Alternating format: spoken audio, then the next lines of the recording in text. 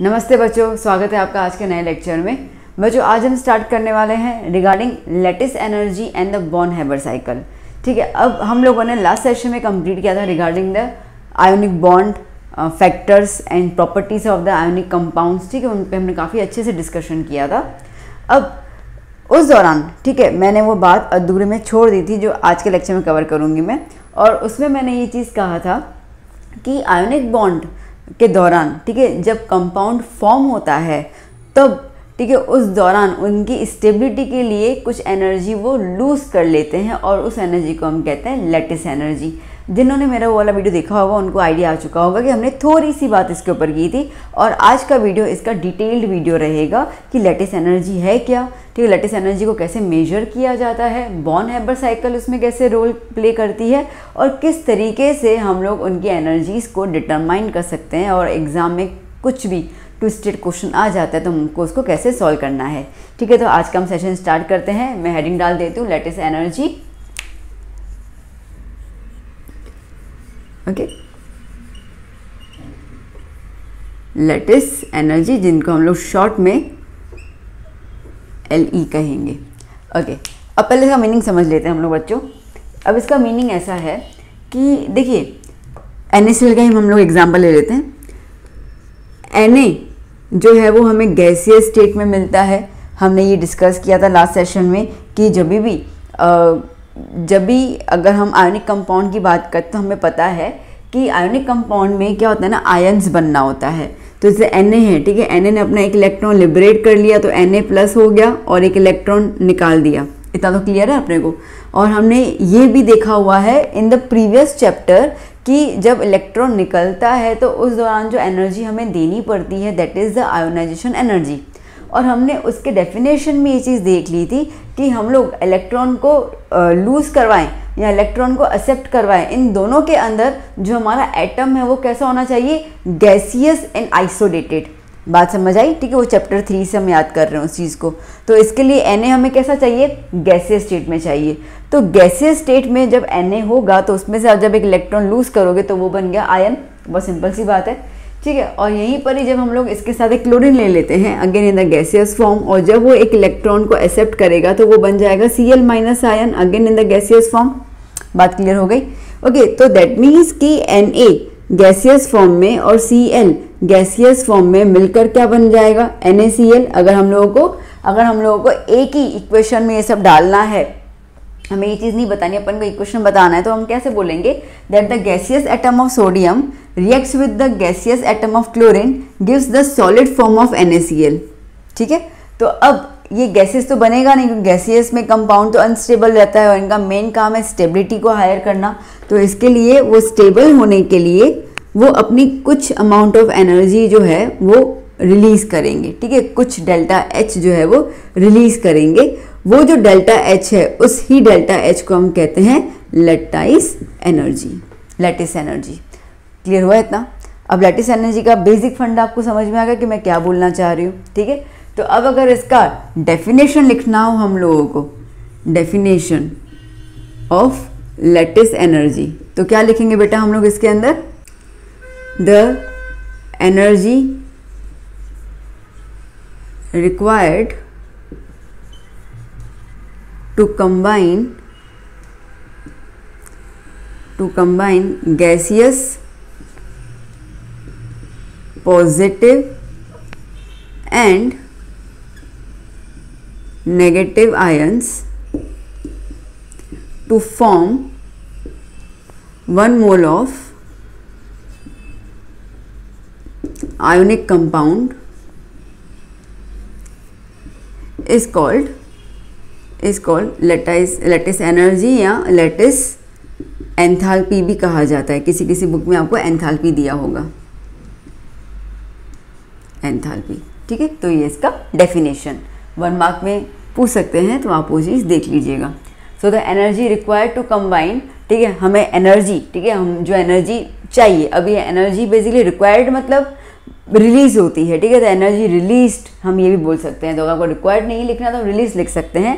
The amount of energy released during the combination, ठीक है, ये भी स्टेट बन सकता है, the amount of energy release during the combination या during the combination of the gaseous positive and negative ions to form 1 mole of, ठीक है, to form 1 mole of ionic compound, that energy is known as a lattice energy. इतना clear हो गया बेटा, आया समझ में? तो लैटिस एनर्जी का अभी डेफिनेशन क्लियर हुआ ना। मैं दोबारा से एक पॉइंट को पिंच करना चाहूँगी, ठीक है, वो ये है कि याद कर लेना ये कैसा है, गैसियस स्टेट में, क्योंकि अभी इसके बाद जब मैं बॉर्न हाइपर साइकिल बताऊंगी ना तो उसमें थोड़ा सा डेफिनेशन अलग हो जाता है, तो आपको डेफिनेशन का थोड़ा सा अंतर पता करना है। इसके लिए मैं कह दे रही हूँ दैट NaG एंड Clg, मतलब कि सोडियम हमें चाहिए गैसियस फॉर्म में और क्लोरीन भी चाहिए गैसियस फॉर्म में, और हमें स्टेबल कंपाउंड मिलेगा इन द सॉलिड स्टेट। इतना क्लियर हो गया। लैटिस एनर्जी के इस डेफिनेशन का एक और, ठीक है, हम लोग स्टेटमेंट बोल सकते हैं। कैसे? सिंपल हम लोग ये बोल दें कि NaCl को तोड़ने के लिए जितनी एनर्जी चाहिए that is also lattice energy. बात समझ आई? ठीक है, देखो मेरी बात समझना, जितनी ज़्यादा एनर्जी वो रिलीज करेंगे, ठीक है, जितनी ज़्यादा एनर्जी वो रिलीज करेंगे आयनिक बॉन्ड बनाने के लिए, आयनिक कंपाउंड बनाने के लिए, सीधी सी बात है उस कंपाउंड को तोड़ने के लिए भी उतनी ही एनर्जी चाहिए होगी, और वो एनर्जी क्या हो जाएगी? Lattice energy. तो अगर आपको इसको लिखना है तो आप ऐसे भी लिख सकते हैं यहाँ पर, the energy required to break the ionic compound, to break the ionic compound into gaseous positive and, इसमें कैटन आयन यूज कर सकते हो, positive and negative ions is called lattice energy. ठीक है, तो यहाँ पे अगर हम लिख देते तो द एनर्जी रिक्वायर्ड की जगह हम रिलीज लिख देते हैं, तो आप डिफरेंस क्लियर कर सकते हो। The energy release to combine positive and negative ions, यहाँ पे the energy required to break. बात समझ आई? एक ही बात है ना, ठीक है। जितनी एनर्जी हम लोग बाहर निकालेंगे कंपाउंड बनाने के लिए, उस कंपाउंड को तोड़ने के लिए उतनी एनर्जी हमें उसको डालनी पड़ेगी ताकि कंपाउंड टूटेगा। बहुत सिंपल सी बात है। ओके, अब यहाँ पर ठीक है, कितनी लैटिस एनर्जी निकलेगी उसका कोई मेथड है नहीं है, उसका कोई एग्जैक्टली मेथड हमारे पास नहीं दिया हुआ है। हाँ, इसको समझा के अलग तरीके से घुमा फिरा के बातें करके, ठीक है, हम एक मेथड बता देते हैं which is the indirect method, और वो इनडायरेक्ट मेथड दिया गया है by the born Haber cycle. ठीक है, किनके थ्रू? Born Haber cycle. ये साइकिल के थ्रू हम लोग लैटिस एनर्जी निकाल सकते हैं। अब इस साइकिल में क्या है वो हमें देखना पड़ेगा। यहाँ तक आपको समझ में आ गया अच्छे से? अच्छा, एक और चीज़, ठीक है, एक और चीज़ बता दूँ मैं आपको। अब क्या समझ तो गए होंगे कि लैटिस एनर्जी इज़ एक्चुअली जो स्टेबिलिटी जो है वो उसके प्रोपोर्शनल जाएगी, स्टेबिलिटी ऑफ कंपाउंड।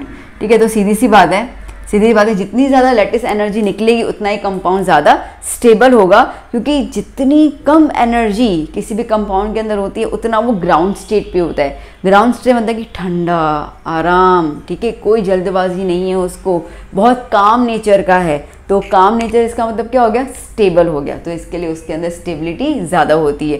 तो जितनी ज़्यादा एनर्जी निकलेगी उतना ही कंपाउंड ज़्यादा स्टेबल बनता जाएगा।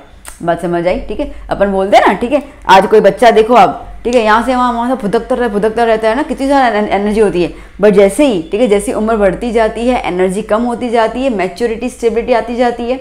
अब अपने बचपन का देखो, आप 5th-6th की अपनी बातें याद करो, ठीक है, आप कितने ज़्यादा उछल कूद करते होंगे, ये करते होंगे, ठीक है, और अभी का आपका लेवल देखो, उछल कूद अभी भी करते होंगे, सीधी सी बात है, बट उतनी नहीं करते होंगे जितना आप 4th-5th स्टैंडर्ड में करते होंगे, सीधी सी बात है। ठीक है, तो इस हिसाब से क्या हो गया कि जैसे जैसे आप 11th में आए, आप मैच्योर होने लगे, तो आपके अंदर स्टेबिलिटी आने लगी, और ज़्यादा मैच्योर हो जाओगे और स्टेबिलिटी आएगी। तो दैट मीन्स कि एनर्जी लेवल क्या हो जा रही है? कम होती जा रही है। उछल कूद करने वाली एनर्जी जो है वो कम हो जा रही है। अभी हम लोग सोफा बैठ के कूदने नहीं वाले, ठीक है, जैसे हम लोग 4th स्टैंडर्ड में कूदते थे, तो अभी वो चीज़ नहीं करने वाले।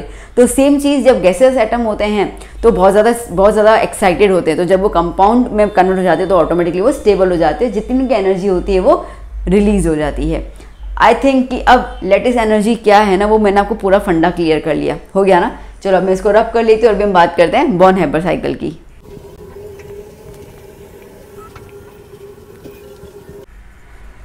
ना बच्चों, बॉर्न हैबर साइकिल अब अगर आपसे एक माह में क्वेश्चन आता है कि बॉर्न हाइबर साइकिल हम क्यों यूज़ करते हैं, तो सीधी सी बात है, इसको हम लोग यूज़ करते हैं to determine the value of lattice energy. ठीक है, बहुत छोटा सा ही पॉइंट है, इसके लिए बच्चों के दिमाग से निकल जाता है। तो बच्चे पढ़ तो लेते हैं, बॉर्न हाइबर साइकिल समझ में आता है, पर उनको उनका ऑब्जेक्टिव ही नहीं पता है कि हम इसको यूज़ क्यों कर रहे हैं। ठीक है, तो एक मार्क का क्वेश्चन एमसीक्यू में किसी तरीके से आ सकता है। तो सिंपल सी बात है कि बॉर्न हाइबर साइकिल का हम लोग यूज़ कर रहे हैं लैटिस एनर्जी की वैल्यू को डिटरमाइन करने के लिए, क्योंकि मैंने अभी बताया आपको कि लैटिस एनर्जी की वैल्यू जो डायरेक्टली हम लोग नहीं फाइंड आउट कर सकते हैं। ठीक है, डायरेक्टली उसको निकालना वो पॉसिबल नहीं है, तो इनडायरेक्ट मतलब साइकिल के थ्रू अपन को करना पड़ेगा। तो दैट्स वाई अब पहले बॉर्न हाइबर साइकिल का डेफिनेशन क्या है उस पर थोड़ा नज़र डाल दे, तो आप पहले तो क्लियर हो जाओ कि वो बोलना क्या चाह रहे हैं। तो ये कह रहे हैं बॉर्न हाइबर साइकिल में जो स्टेटमेंट है वैसा है that the amount of energy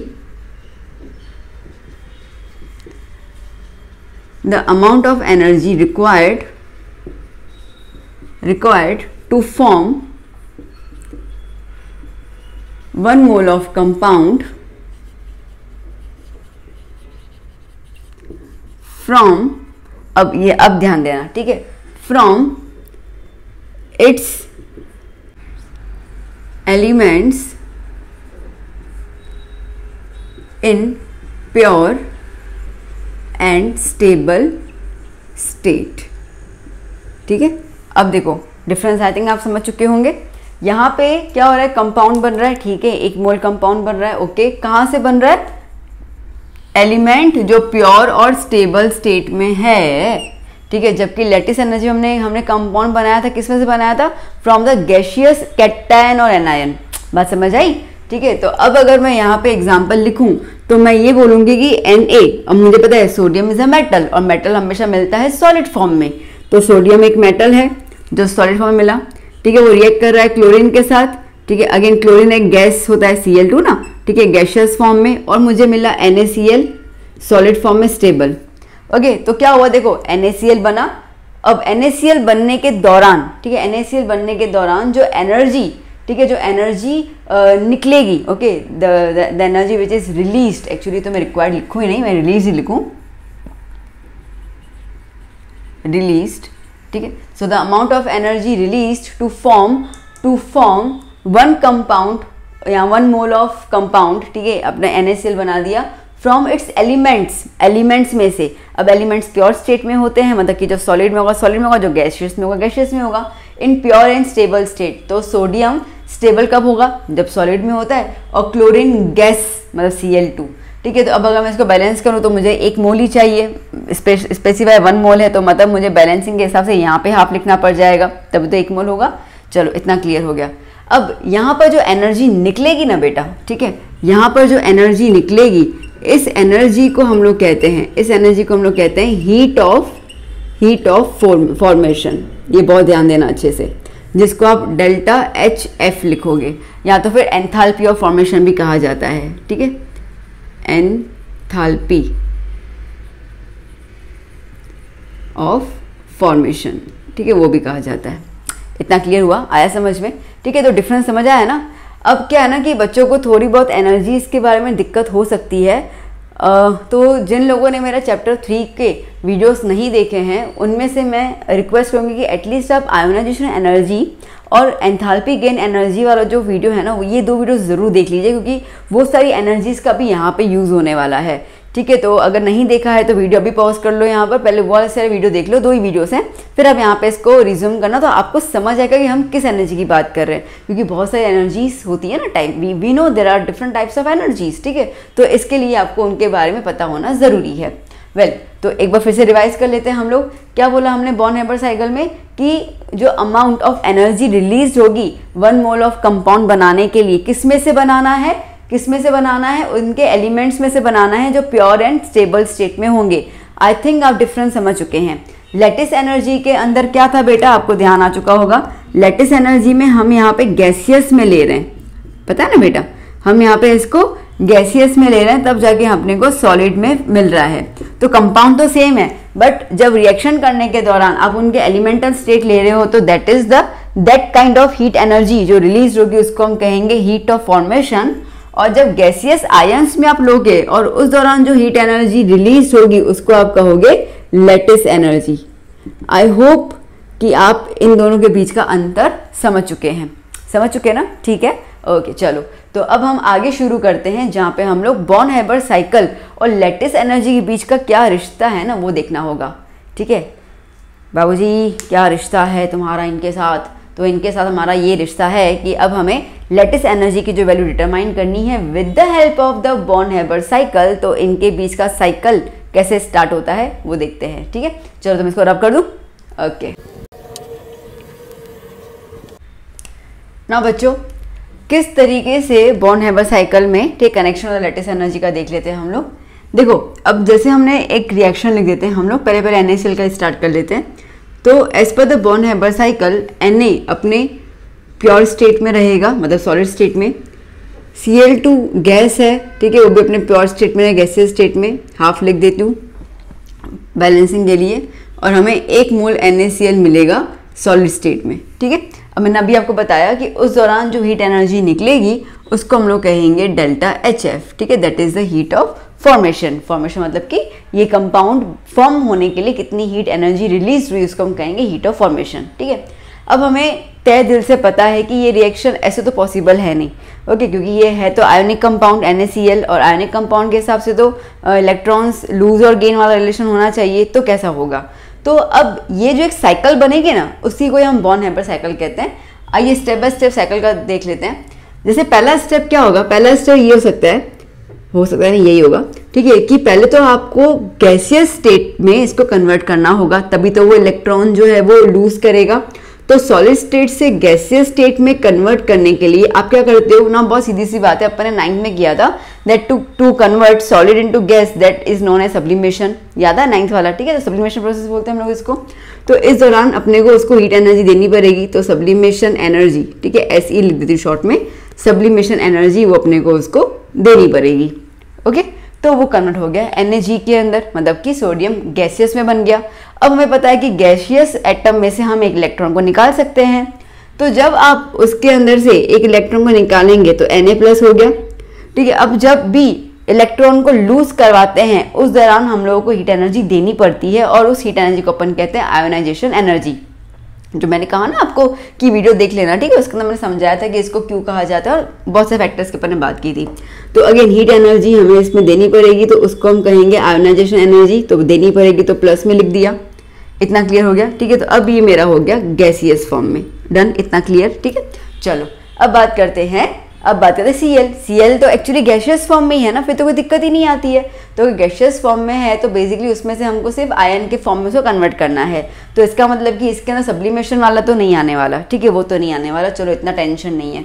अब दूसरी बात ये कि Cl2, ठीक है, जबकि अपने को एक ही Cl चाहिए, ठीक है। तो इसका मतलब ये कि सबसे पहले तो मुझे वो Cl का जो बॉन्ड है ना उसको तोड़ना पड़ेगा। क्या बोलते हो, बात समझ आई ना, ठीक है। Cl2 है तो Cl2 मतलब क्या है, क्लोरीन, ये बॉन्ड है, तो पहले ये बॉन्ड तोड़ना पड़ेगा ना मेरे को, ठीक है। तो इस बॉन्ड को तोड़ने के लिए जो एनर्जी देंगे उसको हम कहेंगे बॉन्ड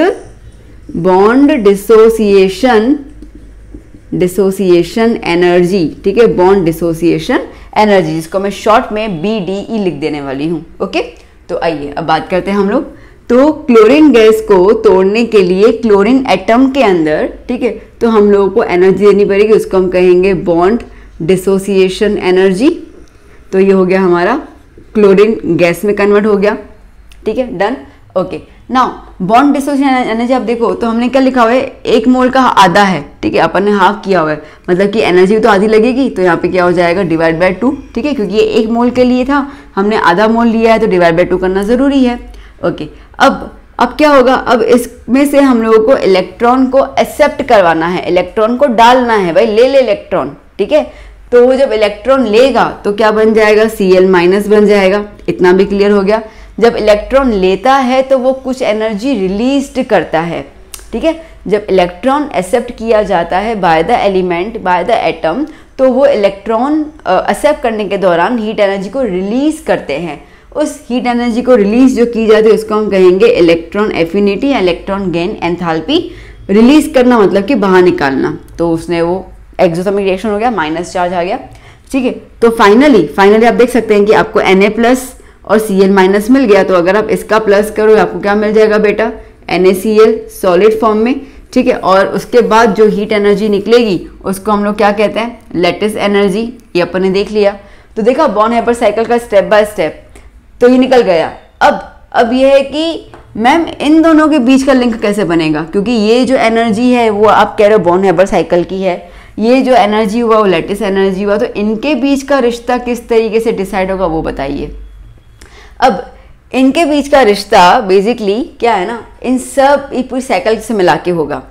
ये पूरी साइकिल में एक लॉ आता है, हेस लॉ, ठीक है। ज़्यादा कुछ जिक्र इसका बुक में नहीं है, शायद बस एक वर्ड ही दिया हुआ है, अकॉर्डिंग टू हेस लॉ, ठीक है। ज़्यादा कुछ नहीं दिया हुआ है, तो इसके लिए अपन भी ज़्यादा चर्चा नहीं करने वाले। हाँ, हेस लॉ में था क्या या है क्या वो बता रही हूँ मैं। तो हेस लॉ ये कहता है कि आप किसी भी रास्ते से जाओ, हीट ऑफ फॉर्मेशन की वैल्यू सेम रहेगी। मतलब ये है कि अगर आप सीधा ये वाला रास्ता पकड़ते हो, ठीक है, NaS plus half Cl2g gives NaCl और आपको हीट निकलेगी, वो इसकी वैल्यू सेम होगी किसके, अगर तुम ये गोल गोल घुमा के स्टेप्स में जा रहे हो तो, ठीक है। SE आ गया, IE आ गया, BDE आ गया, EA आ गया और LE आ गया। ये सारी एनर्जीज को आप प्लस माइनस जो भी करना है करने के बाद आपको उतनी एनर्जी मिलेगी जो आपको एक स्टेप में मिलेगी। तो कोई फर्क नहीं पड़ता कि आप कैसे करो। तो उनका जो ये स्टेटमेंट है ना, उस स्टेटमेंट की तो फॉर्मूला बन गई हमारी। वो फॉर्मूला क्या बन गई, वो फॉर्मूला इस तरीके से बन गई कि उन्होंने बोला कि भाई डेल्टा HF की वैल्यू सेम ही आएगी, ठीक है। तुम सीधे रास्ते जाओ या यूँ घुमा फिरा के सांप की तरह रेंगते हुए जाओ, कोई फर्क नहीं पड़ता है। तो हमने दिमाग में ये लगाया कि ठीक है, अगर उनका कहना ऐसा है तो हम लोग ये चीज़ तो बोल सकते हैं ना कि ये सारी एनर्जीज का मेल मिलाप करके अपने को डेल्टा HF मिलेगा। तो अगर मेल मिलाप करें तो ये है सब्लिमेशन एनर्जी, मैंने लिखा है प्लस, ठीक है, अपन दे रहे थे उसको, ठीक है, सब्लिमेशन एनर्जी। फिर आएगा आपके पास आयोनाइजेशन एनर्जी, ठीक है, उसके बाद ये बन गया, ठीक है। फिर क्या आ रहा है, फिर आ रहा है bond energy dissociation divide by 2, ये भी अपन दे रहे हैं उसको। ये एनर्जी निकल रही है मतलब माइनस इलेक्ट्रॉन एफिनिटी, और उसके बाद ये एनर्जी भी निकल रही है मतलब माइनस लैटिस एनर्जी। बन गया रिलेशन। देखो डेल्टा HF आ गया, LE आ गया, एक रिएक्शन में आ गई दोनों, एक इक्वेशन में दोनों आ गए, ठीक है। अब ये सारी एनर्जीज जो है उनकी वैल्यू आपको दी होगी न्यूमेरिकल के अंदर, बस आपको ये निकालना है। तो जैसे मैंने कहा कि डायरेक्ट मेथड तो LE का निकालने का नहीं है, हाँ ये इस तरीके का मेथड है जहाँ से हम लोग लैटिस एनर्जी की वैल्यू को निकाल सकते हैं। तो ये फॉर्मूला बिल्कुल बेशक ब्लॉक करके लिख दोगे, नोट करके इंपॉर्टेंट डाल दोगे इसके अंदर कि भाई बहुत इंपॉर्टेंट है, बहुत इंपॉर्टेंट फॉर्मूला है ये, ठीक है। अब इसके अंदर आपको फॉर्मेशन, हीट ऑफ फॉर्मेशन दिया जाएगा, सब्लिमेशन दिया जाएगा, एनर्जी दिया जाएगा, वो दिया जाएगा, एफिनिटी दिया जाएगा, तो आपको LE निकालना है। और यहाँ तक कि, ठीक है, यहाँ तक कि आपको इनमें से कोई भी एनर्जी निकालने को बोल सकते हैं। हालांकि मेन जो हमारा मुद्दा था वो तो यही था ना कि लैटिस एनर्जी की वैल्यू निकालनी है, वो तो क्लियर है। बट क्या है ना, NCERT है, ठीक है, वो पेपर सेटर को तो जो दिमाग में आए वो कर लेंगे, उनको थोड़ी मुद्दे से मतलब है, ठीक है। उन्होंने बोला मुद्दा तो तुमने देख लिया, अब जो मैं बताऊंगा वो उसका तो मेरे को आंसर दो। तो ये है कि इनमें से कुछ भी एनर्जी निकालने को बोल सकते हैं, कोई दिक्कत की बात नहीं है, बाकी की एनर्जी से वैल्यू दी जाएगी, ठीक है। तो गड़बड़ कहाँ पे करेंगे और टिपिकल कहाँ पे क्वेश्चन आएगा, तो ज़्यादा कुछ नहीं आएगा। हाँ, ज़्यादा से ज़्यादा कैसे होगा ना कि यूनिट्स चेंज कर सकते हैं, क्योंकि एनर्जी जूल में भी होती है, किलो जूल में भी होती है, इलेक्ट्रॉन वोल्ट में भी होती है ना, ठीक है, पता है ना वो अपने को। तो आपको कन्वर्जन पता होना चाहिए, ठीक है। तो लाइक एक मोल में आपको, ठीक है, इसकी एनर्जी एक मोल में दी हुई है, इसकी एनर्जी ग्राम में दी हुई है, ओके। तो आपको पता होना चाहिए कि जो भी कंपाउंड आपको दिया हुआ है, ठीक है, वो उसका 1 मोल कितना ग्राम होता है, तो 1 मोल इतना ग्राम होता है, तो इस ग्राम के हिसाब से कितनी एनर्जी, ठीक है। तो वो आपको कन्वर्जन का नॉलेज होना चाहिए बेहतरीन तरीके से। तो बस वो कन्वर्जन कर करके आप ये चीज़ कर सकते हो। फॉर्मूला यही है, वैल्यूज लगानी, यूनिट्स का ध्यान देना, उसमें हेरा फेरी कर सकते हैं। वो हेरा फेरी की वजह से बच्चे अगर डायरेक्टली वैल्यू लगा के आते हैं ना तो आंसर नहीं आता, तो वो सोचते हैं कि मैम ने सिखाया हुआ है, बस हमने तो सही कर लिया, बट वैल्यूज़ का भी तो सोचो, मैंने वही तो बताया था, ठीक है। तो वैल्यूज़ को ध्यान देना, क्या है, किस यूनिट में दिए हुए हैं, बहुत ज़्यादा ध्यान देना। हाँ, फॉर्मूला यही है और कुछ नहीं है। बात आई समझ में, अच्छे से क्लियर हो गया। आई होप कि मैंने बहुत इजी तरीके से और खुल के समझाया और आपको ये चीज़ क्लियर कर ली कि यहाँ पर ठीक है delta H F Born Haber cycle का जो हीट ऑफ फॉर्मेशन है और लैटिस एनर्जी का रिलेशन किस तरीके से अपन डिटरमाइन कर सकते हैं। आइए बच्चों एक और एग्जाम्पल देख लेते हैं। ओके जैसे कि अभी हम लोग एग्जाम्पल देखते हैं कि MgO कैसे बना। ठीक है, तो मैग्नीशियम अगेन सॉलिड फॉर्म में मिलता है, ऑक्सीजन गैशियस फॉर्म में मिलेगा। ठीक है, और अपने को क्या मिल जाएगा बेटा MgO। ठीक है, अगेन सॉलिड फॉर्म में। अब इसके अंदर से भी हीट फॉर्मेशन होगा। नाउ अगेन बैलेंस कर लेते हैं इसको हम लोग हाफ। ठीक है, ओके सेम प्रोसीजर लगाए। यहाँ पर आपको ओके सॉरी, यहाँ पर आपको पता होगा ठीक है कि जब MgO अपन बनाते हैं ठीक है आयनिक कंपाउंड के हिसाब से, तो वो क्या बन जाता है, वो बन जाता है बेसिकली Mg2+ और O2- से अपने को MgO मिलता है। इतना तो पता ही है ना। ठीक है, तो इसका मतलब ये है कि यहाँ पे अभी हमें दो इलेक्ट्रॉन्स को निकालना और ऐड करना पड़ेगा। चलो कोशिश कर लेते हैं।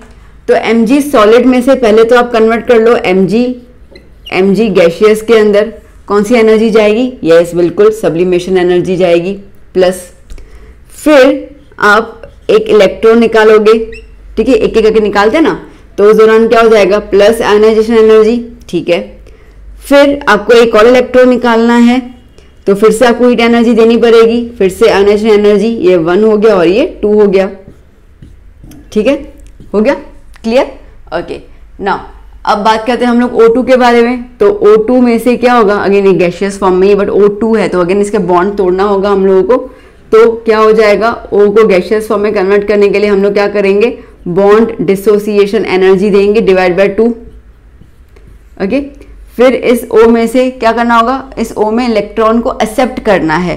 ठीक है, एक्सेप्ट करना है इसका मतलब कि यहाँ पे O नेगेटिव आएगा गैशियस फॉर्म में और इसमें से electron affinity like energy release होगी। ठीक है, तो माइनस हो गया।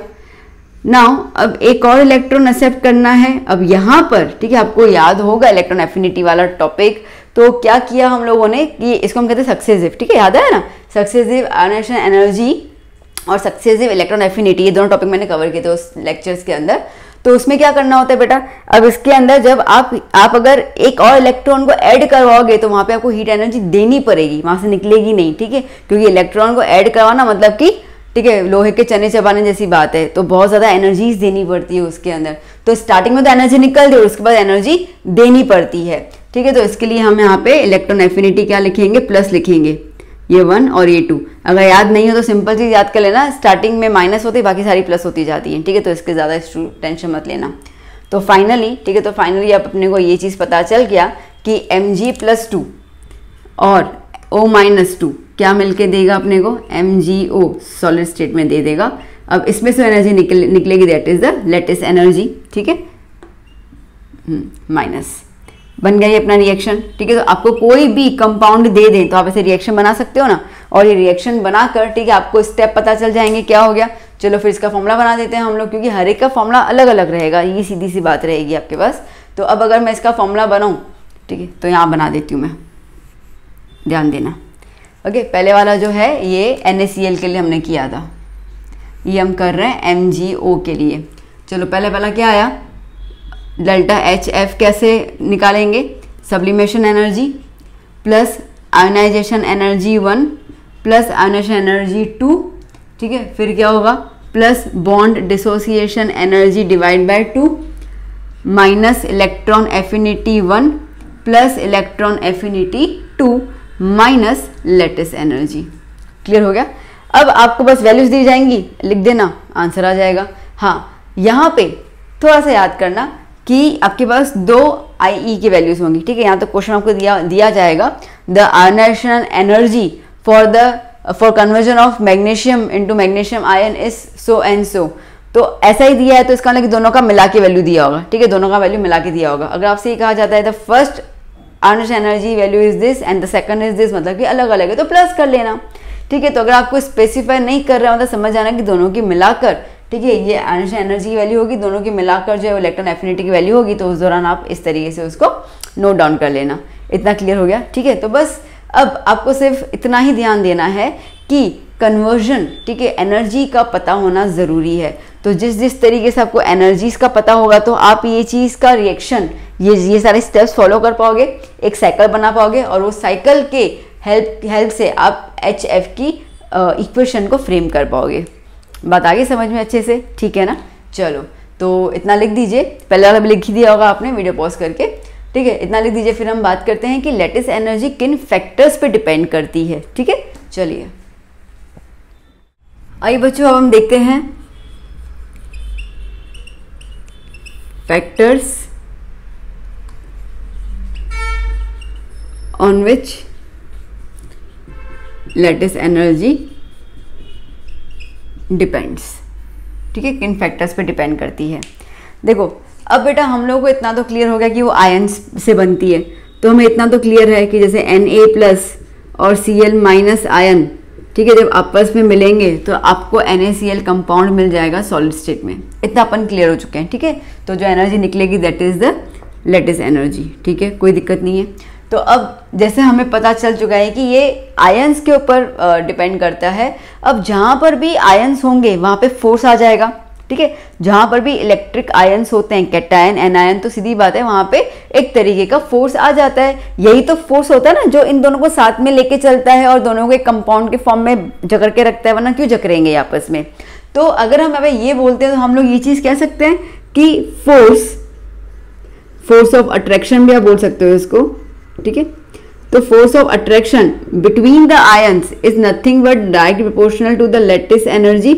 तो जितना ज्यादा फोर्स ऑफ अट्रैक्शन होगा उतनी ज्यादा लैटिस एनर्जी होगी। इतना क्लियर हो गया, ठीक है। और थोड़ा बहुत फिजिक्स का भी अपन देख लेते हैं। तो हमें जैसे पता है कि कोई भी फोर्स जब लगता है आयंस के हिसाब से तो क्या होता है, that force is direct proportional to the charges Q1 and Q2 and inversely proportional to the square of distance between them, ठीक है। ये अपन लेके चल रहे हैं। तो जैसे हमने कहा कि फोर्स और लैटिस एनर्जी दोनों एक समान होती है, तो हम लोग यहाँ पे ये चीज बोल सकते हैं कि अगर force is directly proportional to the charges Q1 and Q2, तो इसका मतलब ये है कि अगर चार्जेस ज्यादा हैं तो फोर्स ज्यादा होगा, फोर्स ज्यादा होगा तो लैटिस एनर्जी भी ज्यादा होगी। तो इसका मतलब हम ये इंप्लीमेशन कर सकते हैं यहाँ पे कि lattice energy is directly proportional to the charge ions,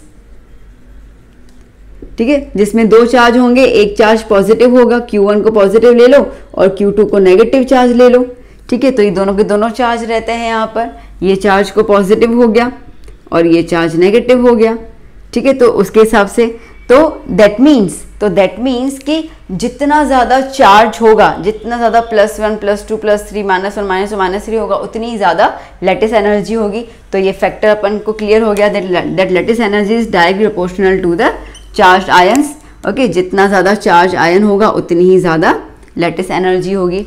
इतना क्लियर हो गया, ओके। अब दूसरी बात करते हैं, तो क्या है that force is inversely proportional to the square of distance between them. अगर फोर्स इनवर्सली प्रोपोर्शनल है तो इसका मतलब ये है कि जो लैटिस एनर्जी होगी वो भी इनवर्सली प्रोपोर्शनल होगी square distance between the two charge ions, ठीक है।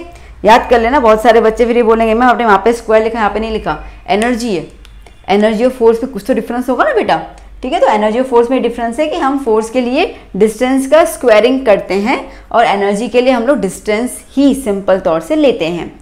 तो क्या है, inversely proportional to the distance, मतलब कि डिस्टेंस जितना कम होगा उतनी एनर्जी ज़्यादा है, डिस्टेंस जितना ज़्यादा हुआ उतनी एनर्जी कम है।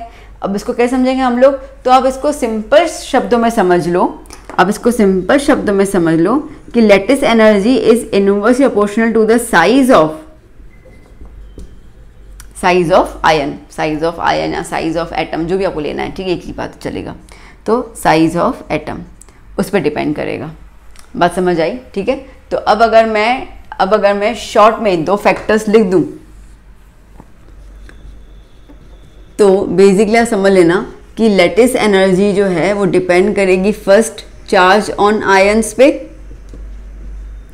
और सेकंड वो डिपेंड करेगी साइज ऑफ आयन और एटम, ठीक है। एटम मिले कोई फर्क नहीं पड़ता, तो साइज ऑफ एटम। इतना क्लियर हो गया, ठीक है। इन दोनों पे ये डिपेंड करेगी। हमने इसके, ठीक है, इन दोनों के रिलेशन के हिसाब से हमने यहाँ पे जनरलाइज किया और जनरलाइज करके हम लोगों को ये चीज़ पता चली।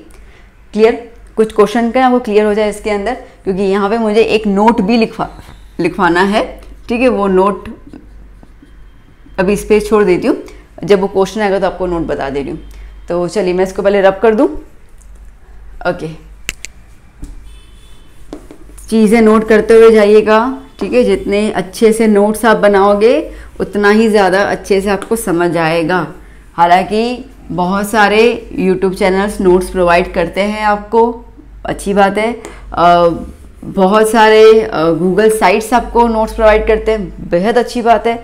बट अपनी हाथों की लिखावट अपने को समझ में आती है, ठीक है। तो लिखो, रेफर दोज नोट्स ऑल्सो, मैं मना नहीं कर रही हूँ, बट लेक्चर के दौरान नोट्स बनाते जाओ, ठीक है। जितना अच्छे से आप लिखोगे ना उतना आपके दिमाग में चीज़ें बैठती जाएंगी। चलिए तो अब बात करते हैं हम लोग एक एग्जाम्पल ले लेते हैं। यहाँ पर आपको से क्वेश्चन हो, arrange the following ionic compounds in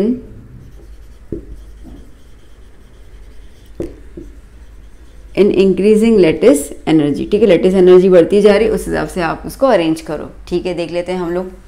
now जैसे आपके पास कंपाउंड दिया हुआ हो, आपके पास कंपाउंड दिया जा रहा है MgO, कंपाउंड दिया जा रहा है Al2O3, कंपाउंड दिया जा रहा है Na2O, ठीक है। समझो ये 3 कंपाउंड दिए हुए हैं। अब देखो बेटा, अब फैक्टर्स पे ध्यान देना। फैक्टर्स पे ये है कि ऑक्सीजन ऑक्सीजन ऑक्सीजन, तो इसके अंदर एनायन जो है, ठीक है, वो सेम ही है, मतलब नेगेटिव आयन जो है वो सेम है, ठीक है। तो इसके लिए इसका चार्ज भी सेम तीनों में होगा, तो इसको देखने की ज़रूरत है नहीं। चलो बात करते हैं अपन कैटायन की, मतलब पॉजिटिव चार्ज की।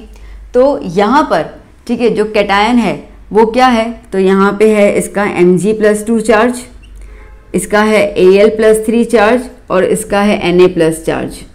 ओके, रूल क्या कह रहा है? रूल ये कह रहा है कि लैटिस एनर्जी उसकी ज़्यादा होगी जिसका चार्ज ज़्यादा होगा। ओके, ओ मैंने क्या कर लिया, ये साइज ऑफ द एटम और ये इनवर्सली प्रोपोर्शनल बता दे भी नहीं हो आप, साइज ऑफ एटम और आयन, ठीक है। ओके सॉरी, तो lattice energy is what, is nothing but the proportional to the charge on ions. तो जितना चार्ज होगा उतना ज़्यादा लैटिस एनर्जी होगा। अब चार्ज सबसे ज़्यादा किसके पास है? Al के पास है, ठीक है। तो इसका मतलब कि Al2O3 वाला कंपाउंड के पास लैटिस एनर्जी ज़्यादा होगी, फिर किसके पास होगी? MgO के पास होगी, फिर किसके पास होगी? Na2O के पास होगी। बात आई समझ में? यस बिल्कुल। अब कुछ बच्चे, ठीक है, जो ज़्यादा अच्छे से सोच पा रहे हैं, वो सोच भी रहे होंगे कि मैम साइज़ का फैक्टर क्यों नहीं लिया आपने, क्योंकि आप अगर देखो तो Mg, Al और Na की भी तो साइज़ अलग अलग है ही ना, उनकी भी तो साइज़ अलग अलग है, तो आपने वो फैक्टर क्यों नहीं लिया। बात जो बच्चे सोचे बिल्कुल सही है। बट अगर आप देखो तो जैसे कि ये एलिमेंट्स कैसे है ना, नेबरिंग एलिमेंट्स है। सोडियम क्या है? 11, मैग्नीशियम 12 और एल्यूमिनियम 13 पीरियड में जा रहे हैं। पीरियड में हमको पता है, ठीक है, जैसे पीरियड में जाते हैं साइज एटम की डिक्रीज होती जाती है। चैप्टर 2 और 3 में किया हुआ अपन ने, ठीक है, 2 में ही शायद किया था। तो साइज जो है वो एटम की डिक्रीज होती जाती है, स्ट्रक्चर एटम में देखा था ना। तो अब अगर इनकी साइज डिक्रीज होती जाएगी तो इनवर्सली प्रोपोर्शनल है। बट यहाँ पर अगर आप देखो तो हमने क्या बोला कि जिसकी ज़्यादा साइज कम होगी उसका लैटिस एनर्जी ज़्यादा, तो साइज Al+3 की ज़्यादा कम होगी, तो वो आई गया यहाँ पर। तो कॉन्सेप्ट तो इनडायरेक्टली वो चीज़ लग गया। मैंने साइज को डिटरमाइन यहाँ पे क्यों नहीं किया, क्योंकि नेबरिंग एलिमेंट्स के हिसाब से साइज का इतना ज़्यादा डिफरेंस नहीं होता, बहुत कम डिफरेंस होता है, ठीक है। अभी नेबरिंग है, बगल में दिए हुए, तो कितना साइज का डिफरेंस होगा, ना के बराबर। तो इसके लिए वो मैंने नहीं लिया। तो नोट जो मेरा लिखवाने का था वो यही लिखवाने का था कि अगर आपके पास साइज और चार्ज दोनों है और दोनों में से आप बोलो कि पहले किसको देखें, किसको अपन इम्पोर्टेंस दें, तो आप इम्पोर्टेंस दोगे चार्ज को, ठीक है। चार्ज ऑन आयंस जो हैं वो आपका डोमिनेंट फैक्टर होना चाहिए, वो आपका मेन फैक्टर होना चाहिए, ठीक है। प्रायर फैक्टर वही होना चाहिए, उस पर ही ध्यान देकर आप सीरीज को अरेंज करोगे। इतना क्लियर हो गया, ठीक है। चलो एक और क्वेश्चन देख लेते हैं अपन, एक और क्वेश्चन देख लेते हैं। ये एक सेम क्वेश्चन लिख देती हूँ मैं यहाँ पर, ये नंबर 1 डाल दिया, ठीक है। नंबर 2 यहाँ पे मैं सेम क्वेश्चन लिख देती हूँ। ओके ठीक है, लिख देते हैं हम लोग NaCl, okay, MgCl2 and AlCl3। चलो क्या हो गया, आ गया समझ में? हाँ मैम आ गया, ठीक है। सेम ही तो है, यहाँ पे भी आपने क्या किया है, यहाँ पे भी मैंने जो एनायन है उसको सेम रख दिया, और कैटायन का आपको चार्ज पता ही है, तो आप बोलोगे कि मैम फिर से वही आ जाएगा, AlCl3 is greater than MgCl2 is greater than NaCl। बिल्कुल, बेशक सही सोच रहे हो आप, यस, ठीक है, आप होशियार हो गए हो। चलो एक और एग्जाम्पल देख लेते हैं हम लोग।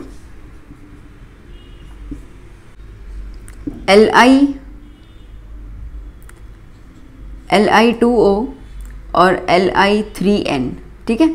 अब आप बता दो, अब बोलोगे इसमें बता दो कि इसमें क्या होगा, कौन किससे ग्रेटर होगा।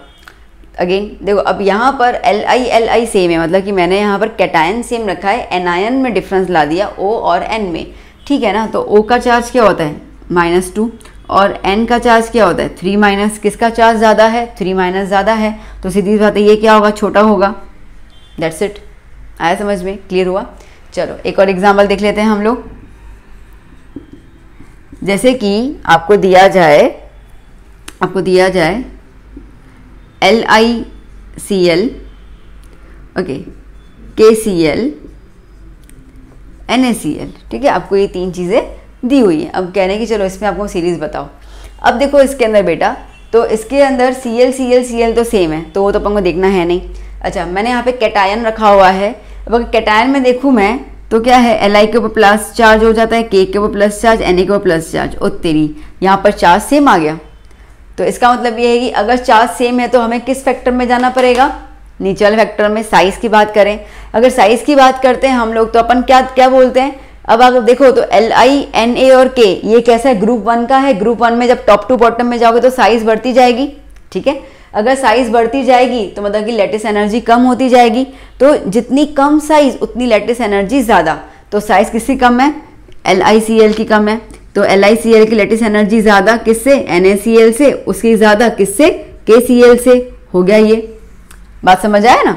तो ऐसा नहीं कि साइज का वो देखना ही नहीं है, बट अगर दोनों के फैक्टर्स में अगर इंपॉर्टेंस देखना है तो पहले चार्ज देखना है। पर यहाँ पे चार्ज सेम था, ठीक है। यहाँ पे कैटायन का भी चार्ज सेम है और एनायन का भी माइनस चार्ज सेम है, तो यहाँ पे चार्जेस का कोई फैक्टर आता ही नहीं है। तो किसके फैक्टर को ध्यान देंगे, फिर हम बात करेंगे साइज के। तो उस हिसाब से अपन ने साइज का फैक्टर देखा। आई होप आप एग्जाम्पल से समझ चुके होंगे कि किस तरीके से आपको अरेंज करना है, ठीक है ना। एक और एग्जाम्पल देख लेते हैं यहाँ पे। आइए, नंबर 3, नंबर 4 डाल देती हूँ मैं यहाँ पर। नंबर 3, नंबर 4 हो रहा, नंबर 5 डाल देती हूँ, ठीक है। नंबर 5 में okay, NaCl, okay, NaCl, NaBr, NaI, NaF, ठीक है। चलो सोचो क्या है। तो अब अगर आप देखो यहाँ पर, तो Na मतलब कि कैटायन सेम है, छोड़ दो। बात करते हैं एनायन की, Cl, Br, I, F। अगर हम इनके चार्जेस की बात करते हैं, Cl minus, F minus, Br minus और I माइनस, यहाँ पे चार्ज भी सेम है दोनों का। तो अब बात करेंगे साइज की। अब साइज की आप देखो तो ये बेसिकली आपको हेलोजन ग्रुप नंबर 17 दे रहा है, तो उसमें किस तरीके से होता है, F, Cl, Br, I, ठीक है, इस तरीके से होता है। तो ग्रुप में जैसे आप नीचे जाओगे साइज बढ़ती जाएगी, जितना साइज बढ़ेगी उतना लैटिस एनर्जी कम होगा। तो अगर हमें इसको ग्रेटर में अरेंज करना है तो कैसे अरेंज करेंगे हम लोग, ठीक है। हम कैसे अरेंज करेंगे, सबसे ज़्यादा किसकी होगी, सबसे ज़्यादा NaF की होगी।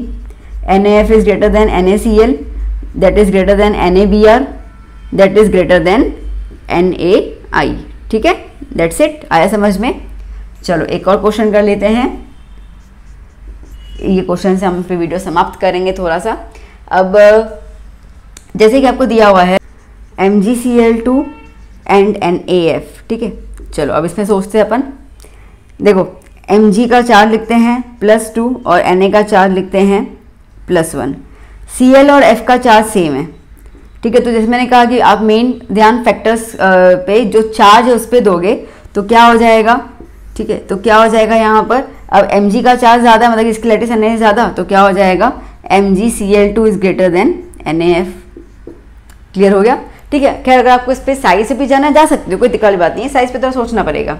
अब ये है कि Mg और Na ये 11वां नंबर है, 12वां नंबर है, तो पीरियड में है, तो पीरियड में तो ज़्यादा फर्क पड़ता है नहीं, तो इसके साइज को तो ना ही देखेंगे अपन। बात करते हैं Cl और F की, तो हमें पता है कि F और Cl ग्रुप में जाता है, तो F का साइज कम है, Cl का साइज ज़्यादा है। F का साइज कम है तो लैटिस एनर्जी उसका ज़्यादा, ठीक है। F का साइज कम है तो साइज कम होगा तो लैटिस एनर्जी उसका ज़्यादा हो जाएगा। तो यहाँ पे तो अपने को तो मुसीबत आ गई। क्या मुसीबत आ गई कि फ्लोरीन, ठीक है, साइज अगर ज़्यादा है, साइज अगर कम है तो लैटिस एनर्जी ज़्यादा होगी, इनवर्स प्रोपोर्शनल है। तो इसके हिसाब से अगर हम देखें तो फ्लोरीन की ज़्यादा होगी Cl से, और यहाँ पे अगर हम लोग कैटायन के फॉर्म में देख रहे हैं Mg+ और Na+ के, तो Mg+ की ज़्यादा हो जाएगी। तो अब क्या करें, ठीक है, दोनों टकरा रहे हैं और दोनों के हिसाब से अपने का अलग कंपाउंड आ रहा है। मैंने क्या बोला, नोट पे याद करो, क्या बोला मैंने, चार्ज ऑन आयंस, ठीक है, चार्ज ऑन आयंस जो है वो डोमिनेटिंग हो रहेगा, ठीक है, प्रायोरिटी आपको चार्ज ऑन आयंस पे ही देनी है। तो इसके लिए क्या हो जाएगा, ये वाला आपका आंसर हो जाएगा जिसमें Mg का चार्ज ज़्यादा है। बात समझ आई, ठीक है। तो स्पेशली जब ऐसे कुछ केसेस आ जाते हैं जहाँ पे चार्ज और साइज दोनों आपस में मतभेद करें, ठीक है, दोनों के विचारधार आपस में ना मिले, तो तुम किसका साथ दोगे, तुम साथ दोगे चार्ज का, ठीक है, साइज का साइड नहीं लोगे, साइज का साइड नहीं लोगे, साइड किसका लोगे, चार्ज का लोगे, क्योंकि वो डोमिनेटिंग है। तो आपको उस हिसाब से आंसर जो है वो लिखना पड़ेगा। आई होप कि मैं क्लियर हो गई इस चीज़ को लेकर, ठीक है। तो मैंने अच्छी खासा आपको एग्जांपल दे दिया जहाँ से आप फैक्टर्स को अच्छे से जनरलाइज कर लो। कैसा लगा वीडियो, सही, ठीक है, समझ आया अच्छे से, ओके गुड। नहीं भी समझ आया हो कमेंट सेक्शन में ज़रूर बताइएगा, मैं डाउट सॉल्व कर लूँगी कुछ भी होता है तो। और कोई भी डाउट नहीं है और आपको सब समझ में आया तो तभी भी कमेंट कर सकते हो बेटा, मैंने ये थोड़ी बोला कि सिर्फ डाउट हो तभी कमेंट करना, ठीक है। तो आप कमेंट तभी भी कर सकते हैं जब आपके पास कोई डाउट नहीं है, और थोड़ी बहुत तारीफ कर सकते हैं आप, मेरी कोई दिक्कत नहीं है, हम खुश हो जाएंगे, मोगे में खुश होगा। वेल, तो यहाँ पे हम लोग इस टॉपिक को फिनिश करते हैं।